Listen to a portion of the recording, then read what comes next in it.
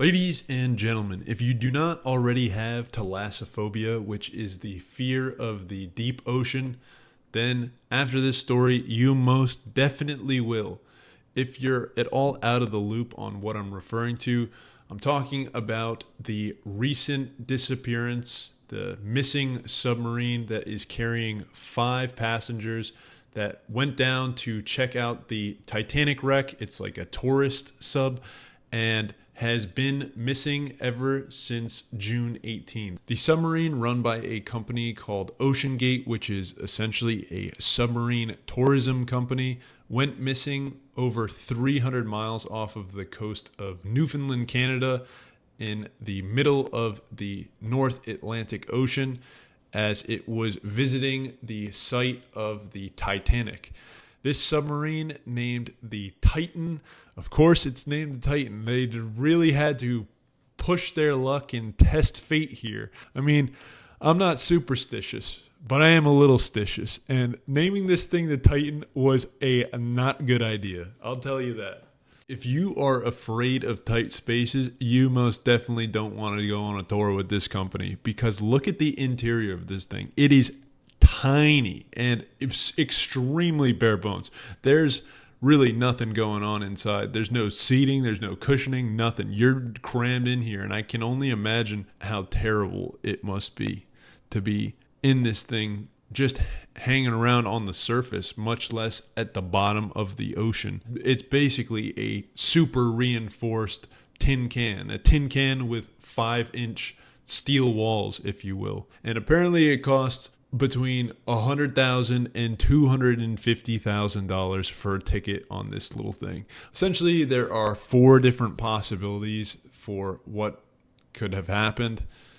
The first being there was some sort of catastrophic hull failure, and in this case, if they were submerged at the level of the Titanic wreck, which is over 2 miles underneath the surface of the Atlantic Ocean, I believe it's around like 12,000 feet.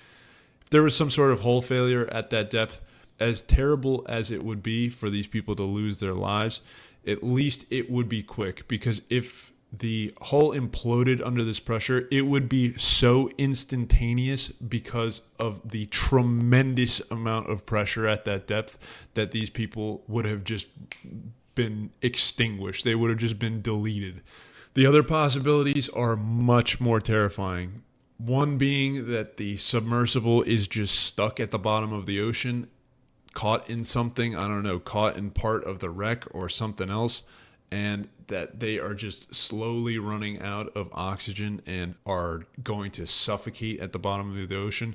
The second one is not quite as bad, but pretty damn close, and that's the submarine has become neutrally buoyant and is just floating in the middle of the water column in the middle of the ocean. So this will be extremely difficult to find because of the currents, not only horizontally that you'd think of like something getting blown around in the ocean, but also just vertically. They could be anywhere in the water column, and that's 12,000 feet. So the odds obviously aren't very good there either. And then lastly, it could have risen all the way to the top and just essentially be bobbing around like a cork.